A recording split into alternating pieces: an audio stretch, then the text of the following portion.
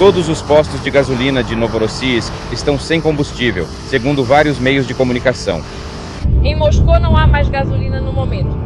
Porque eu estou dirigindo pelo MCAD há 1 hora, já passei por mais de 15 postos de gasolina. E sabe o que aconteceu? Isso mesmo, nenhum deles tem gasolina, pelo menos a gasolina de 95. Eu já estou até disposta a esperar 1 hora na fila e pagar o dobro do preço.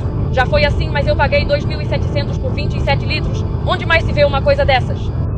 O exército russo realizou exercícios militares para o caso de um desembarque de tropas ucranianas na Crimeia, enquanto a península mergulhava completamente na escuridão. Como resultado dos ataques de drones ucranianos na noite de 3 de julho, 7 subestações elétricas e uma usina solar pegaram fogo ao mesmo tempo, fazendo com que a eletricidade acabasse em toda a Crimeia. Na mesma noite, menos 7 aviões dos ocupantes de uma só vez.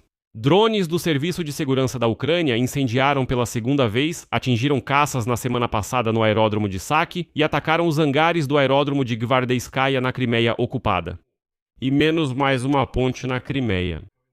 E vocês lembram que não se vende mais gasolina nos postos da península para os crimeanos comuns e para os russos que chegaram lá? Pois é, hoje em Novorossiysk, na Federação Russa, os postos de gasolina suspenderam a venda livre de gasolina e só podem abastecer os donos de cartões de combustível. Isso significa que em Novorossiysk, assim como na Crimeia, o russo comum não pode mais comprar gasolina, de jeito nenhum. Ao mesmo tempo, as filas nos postos de gasolina na Rússia já podem ser vistas do espaço, pois chegam a impressionantes 4 quilômetros de comprimento. E isso aconteceu ontem em Chita, e isso fica a mais de 5.000 quilômetros da fronteira ucraniana.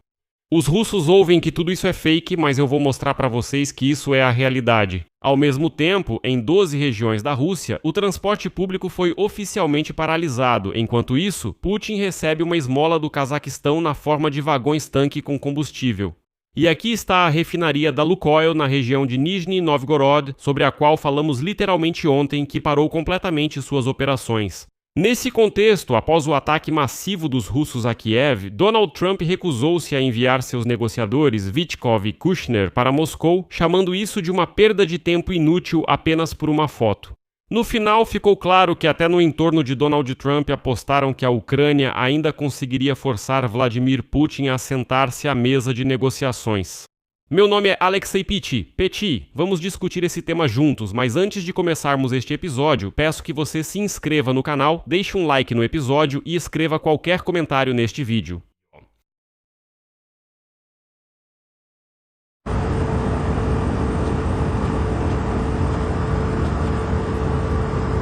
Então, neste vídeo feito do alto, foi registrada uma fila de vários quilômetros em um dos postos de gasolina no Krai de Zabaikal, na Federação Russa. E os analistas de Osinti já confirmaram que esse vídeo foi gravado na região de Chita, perto do posto de gasolina da Rosneft, no assentamento urbano de Atamanovskoye, no distrito de Chitinsky. E, de acordo com estimativas modestas, o comprimento da fila é de cerca de 4 quilômetros e nela há aproximadamente 800 carros. O posto da Rosneft que aparece neste vídeo recebe combustível da refinaria de petróleo de Khabarovsk. E aqui está o paradoxo. O fato é que a Ucrânia não realizou ataques especificamente contra essa instalação. E, aliás, lembro que Chita fica a mais de 5.000 quilômetros da fronteira ucraniana. Portanto, tudo isso indica que a crise de combustível se tornou sistêmica em toda a Rússia, e já é simplesmente impossível esconder isso. E é curioso que os russos tentaram fingir que isso não está realmente acontecendo, dizendo que tudo isso é obra dos agentes ucranianos de operações psicológicas. Por exemplo, ontem, um propagandista Z russo publicou um post no qual afirmou que o vídeo com a enorme fila era tudo fake. Tipo, ouçam, a Ucrânia fez esse vídeo usando inteligência artificial, então não precisamos prestar atenção nisso. E agora vou citar o que ele disse, desse propagandista Z. Então ele escreve: jogaram uma mentira, alguns caçadores de hype inconscientes espalharam ainda mais. Na verdade, esse vídeo foi criado por inteligência artificial. O adversário continua a usar habilmente a situação e tenta tirar o máximo proveito dos problemas de combustível na Rússia. Na verdade, é um trabalho muito competente e sutil no espaço informacional. A melhor operação de informação ocorre quando a mentira se mistura à realidade, tornando quase impossível diferenciá-la da verdade. É preciso ser o mais cuidadoso possível ao consumir informações nesses nossos tempos difíceis. Hoje em dia é fácil se enganar e, até mesmo sem perceber, enganar os outros. Bem, aqui eu concordo com esse propagandista do canal do Telegram Notas de um Veterano, que realmente é preciso ter cuidado ao consumir informações desses russos mal intencionados. Então, mas aí não é esse o problema. A questão é que essa fila, que os propagandistas russos chamam de fake, pode ser vista por satélite. Além disso, as autoridades, enfatizo, as autoridades oficiais do Krai de Zabaikal, na Federação Russa, declararam que estão tomando medidas urgentes para estabilizar a situação de escassez de combustível e as filas nos postos de gasolina. O governador dessa região, Alexander Osipov, informou que as autoridades querem implementar filas eletrônicas, reforçar o controle da ordem nos postos de gasolina com a ajuda da polícia e organizar o equipamento, preparar refeições quentes e fornecer água limpa. O que você acha? As filas são reais ou obra da inteligência artificial? Atenção para quem achava que o vídeo era falso. Vou citar o governador da região, Alexander Osipov. As pessoas ficam nas filas por dias, alguns com crianças, conversei com os motoristas. É preciso ajustar o funcionamento dos postos de combustível e mudar bastante para maior conforto das pessoas.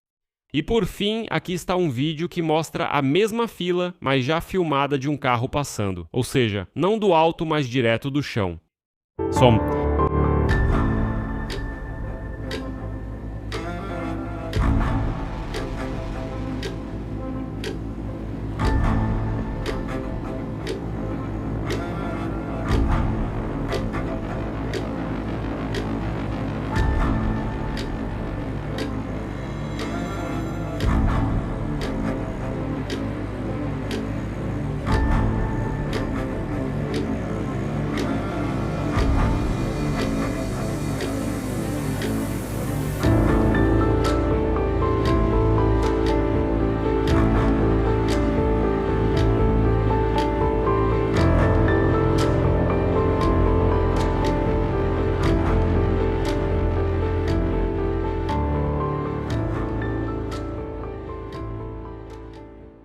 No geral, os problemas no fornecimento de combustível começaram no fim de junho. No dia 25 de junho, no território de Zabaikal, a venda de gasolina para pessoas físicas foi limitada a 15 litros por dia.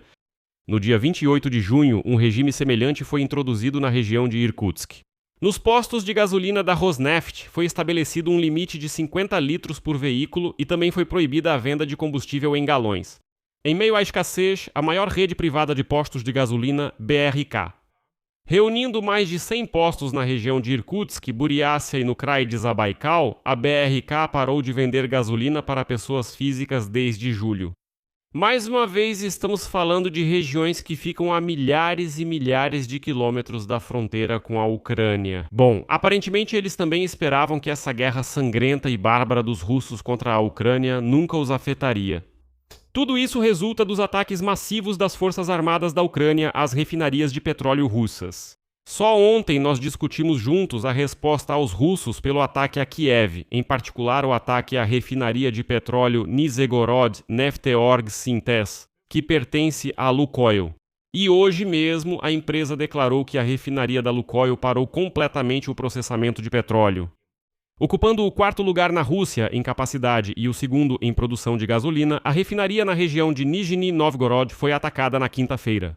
Como resultado, a principal unidade de processamento primário, AVT-6, foi danificada na fábrica, responsável por 53% da capacidade total da empresa. Outra unidade, a AVT-5, que representa 25% da capacidade desta fábrica, foi desativada por um drone em 24 de junho, e depois do incêndio de ontem, a fábrica parou completamente. Capaz de processar 15 milhões de toneladas de petróleo por ano e produzir 5 milhões de toneladas de gasolina, a refinaria na região de Nizhny Novgorod tornou-se a quinta refinaria russa a interromper sua produção desde o início de junho. Em 16 de junho, a refinaria de Moscou da Gazpromneft parou o processamento. Desde 12 de junho, a refinaria Taneco da Tatneft em Nizhnekamsk interrompeu suas operações. Em 10 de junho, a refinaria de Kuibychev parou. Em 1º de junho, foi a vez da refinaria de Volgogrado. No geral, desde o início de março, drones ucranianos atacaram instalações da indústria petrolífera russa pelo menos 50 vezes. Hoje, Novorossiysk ocupa o papel que antes foi da Crimeia. Oficialmente, em Novorossiysk, a venda livre de gasolina nos postos foi suspensa e apenas os proprietários de cartões de combustível podem abastecer seus veículos. O Centro Municipal de Administração da cidade anunciou isso. Os cartões de combustível são emitidos para pessoas jurídicas dentro dos contratos com operadores de combustível e, como vocês sabem, são destinados ao abastecimento de veículos de serviço. O diesel ainda está disponível em quantidade limitada em 8 postos de combustível em toda a cidade de Novorossiysk. Essa também é uma declaração oficial do município local, e aqui está a ironia. Novorossiysk é o maior porto de petróleo da Rússia no Mar Negro. Através do porto é feito o transbordo de petróleo e derivados, além da exportação de matérias-primas do Cazaquistão. As cargas líquidas, incluindo petróleo e derivados, representam cerca de 100 milhões de toneladas por ano. Na cidade também estão localizados o depósito de petróleo e os terminais das maiores companhias petrolíferas russas, que garantem o abastecimento de todo o sul da Rússia. Mas agora, nesta cidade, não há gasolina para os russos comuns. Já que mencionamos o Cazaquistão, vale ressaltar que a Rússia ainda vai receber gasolina de Astana.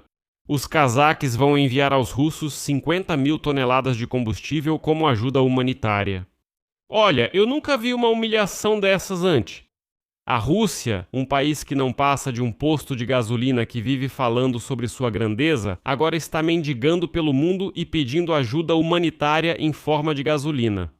Você consegue imaginar? Só para lembrar, há literalmente 6 meses eu estava avaliando a gasolina. Os propagandistas russos, como Solovyov, gritavam aos 4 ventos que se o Cazaquistão fizesse algo errado, eles declarariam uma operação militar especial contra o Cazaquistão. Diziam que o Cazaquistão teria o destino da Ucrânia, entre outros. Agora, russos estão de joelhos pedindo gasolina ao Cazaquistão. E o Cazaquistão diz, tudo bem, como ajuda humanitária, vamos dar um pouco de gasolina para vocês, só um pouquinho. Vou explicar por que os cazaques chamam isso de ajuda humanitária. Estou sendo irônico. A questão é que Astana havia imposto anteriormente uma proibição à exportação de combustível, mas parece que Tokayev não conseguiu recusar Putin, então eles inventaram essa história de ajuda humanitária. Tipo, isso não é exportação comercial, é só uma ajuda para o povo russo selvagem. Ao mesmo tempo, ficou sabendo-se que a Rússia já acertou a compra dos primeiros lotes de gasolina e combustível de aviação da Índia e do Japão. O que acham disso, grandeza da Rússia?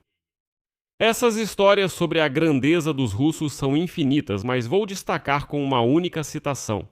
O presidente da Duma Estatal da Federação Russa, Vyacheslav Volodin, diante da crise de combustíveis, sugeriu que os russos simplesmente botassem a bunda no bonde. Citação. É necessário desenvolver prioritariamente o transporte elétrico urbano, o bonde. Um bonde de 3 seções comporta até 260 passageiros e pode substituir 200 carros e, após a modernização, a velocidade média dos bondes pode dobrar. Vejo que o futuro pertence ao bonde de alta velocidade. A Crimeia ocupada ficou não só sem gasolina, mas também sem eletricidade e aviação. Em várias regiões da Crimeia, cuja defesa contra um possível desembarque das Forças Armadas da Ucrânia foi recentemente ensaiada por militares russos em exercícios, 7 subestações elétricas e uma usina solar pegaram fogo na noite de 3 de julho após ataques de drones ucranianos. Quem relata isso é o canal de monitoramento Vento da Crimeia, que acompanha assinaturas térmicas em imagens de satélite para registrar as consequências dos ataques.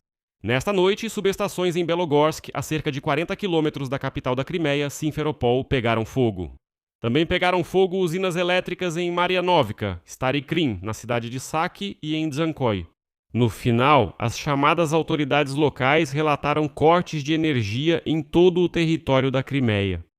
E sabe, é curioso que, nesse contexto, o especialista militar russo e coronel da reserva Viktor Murakhovsky declarou que participou de um exercício militar de comando e Estado-Maior chamado Alvorada da Crimeia, no qual foi simulado um cenário de possível desembarque das Forças Armadas da Ucrânia na Crimeia e as ações de defesa contra esse ataque. Resumindo, os russos realmente têm medo desse cenário. Ao mesmo tempo, na noite de 3 de julho, unidades ucranianas atingiram a ponte ferroviária sobre o canal Krasnogvardeysk. As tropas russas usavam essa estrutura para logística militar, em particular para o transporte de equipamentos, armamentos e pessoal. Mas o principal golpe foi contra Saki. Drones do Serviço de Segurança da Ucrânia atingiram caças no aeródromo de Saki pela segunda vez nesta semana e também atacaram os hangares do aeródromo de Gvardeyskaya, na Crimeia ocupada. Segundo o SBU, no aeródromo de Saki foram atingidos 7 hangares de armazenamento de equipamentos de aviação, onde estavam localizados caças e bombardeiros de linha de frente, Su-30, SM, Su-30 e Su-24. Segundo informações preliminares, pelo menos 7 aviões russos foram destruídos ou danificados. E este já é o segundo ataque do SBU ao aeródromo de Saki em uma semana, como parte daquela operação de influência de 40 dias sobre a Federação Russa, anunciada anteriormente por Volodymyr Zelensky. No aeródromo militar de Gvardeyskaya, 2 hangares foram atingidos, onde eram armazenados drones Shahed e equipamentos de aviação. Os aeródromos militares de Saki e Gvardeyskaya são uma das principais bases aéreas das tropas de ocupação russas na Crimeia. E é justamente de lá que regularmente decolam aviões da aviação tática, realizando ataques com mísseis e bombas contra o território da Ucrânia e apoiando as ações do agrupamento russo no setor sul. Enquanto isso, a Casa Branca, após o ataque bárbaro dos russos selvagens a Kiev na noite de 2 de julho, decidiu não enviar seus representantes a Moscou para se encontrar com Vladimir Putin. Como escreve hoje o New York Times, em Moscou, aguardam ansiosamente os representantes de Donald Trump, Steve Witkoff e Jared Kushner, na esperança de conseguir para si condições vantajosas para encerrar a guerra com a Ucrânia. Vladimir Putin valoriza especialmente o relacionamento com Witkoff, considerando seu encontro como o canal mais importante para alcançar seus objetivos, que só podem ser realizados com a ajuda dos Estados Unidos da América. Mas os enviados de Trump não têm pressa em ir a Moscou, assim como, aliás, também não têm pressa em ir a Kiev. Vou citar o New York Times. Os representantes de Donald Trump estariam dispostos a ir se surgissem novas questões para discutir, mas não farão isso apenas para uma sessão de fotos. Steven Witkoff e Jared Kushner mantêm contato quase diariamente com representantes da Rússia e da Ucrânia e realizaram encontros pessoais com eles, sobre os quais a imprensa não informou. Mas no Irã eles têm o que fazer, enquanto em Moscou, que rejeita todos os apelos e exigências de Kiev para iniciar negociações de paz ou limitar as ações militares, não há nada para fazer. E aqui lembro que Vladimir Putin, em uma entrevista no domingo, mais uma vez afirmou que supostamente em um encontro com Donald Trump em Anchorage, em agosto de 2025, cito, foram discutidas soluções de compromisso que foram propostos pelo lado americano para nós.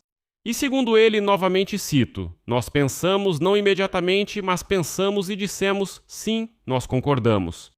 Em resposta a uma declaração semelhante do ministro das Relações Exteriores da Rússia, Sergei Lavrov, o secretário de Estado dos Estados Unidos, Marco Rubio, disse que Trump não fez nenhum acordo com Putin no Alasca.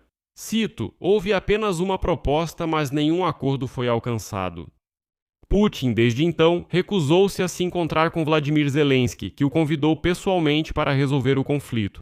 E tendo recusado a proposta do presidente ucraniano de pelo menos interromper os ataques de longo alcance, declarou em uma entrevista referindo-se aos representantes de Trump a seguinte citação: "Esperamos, após o término de todos os eventos da fase quente na trilha iraniana, a chegada dos representantes de Trump, mas vamos dizer assim, a fase quente, como disse Putin, da trilha iraniana já passou há muito tempo." Witkoff e Kushner, após as palavras de Putin, foram nesta semana não para Moscou, mas para o Catar, para negociações com representantes do Irã. Os Estados Unidos e Teherã concordaram em dentro de 60 dias após a assinatura do memorando de entendimento, ou seja, até 18 de agosto preparar um acordo completo de resolução. No entanto, Donald Trump informou a seus assessores que não vê problema se as negociações se prolongarem.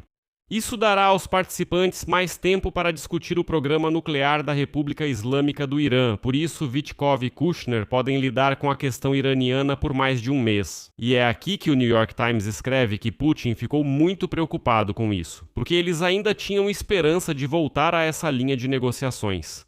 No contexto dos ataques da Ucrânia ao território russo, e também Witkoff e Kushner não têm pressa de ir para Moscou em um futuro próximo, mas os russos estão desesperadamente tentando de alguma forma conversar com a administração de Donald Trump. Acontece que hoje, 3 de julho, um avião governamental russo Il-96 chegou ao Aeroporto Internacional Dulles, em Washington.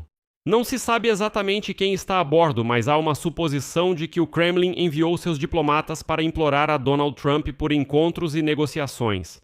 Já que a Casa Branca deixou claro que agora não vai mais correr atrás do ditador careca, Putin, nem tentar convencê-lo a conversar. Por quê? Porque agora a Ucrânia está destruindo a indústria petrolífera dele e é do interesse dele buscar algum tipo de diálogo. E no final do programa vou trazer uma notícia que espero faça você sorrir, para que você termine o programa com um sorriso. O vice-presidente do Comitê de Política de Informação da Duma Estatal da Federação Russa, Oleg Medvedev, do Rússia Unida, Medvedev declarou que votar contra o partido Rússia Unida nas próximas eleições significará apoiar o presidente da Ucrânia, Vladimir Zelensky. A seguir, vou citar suas palavras.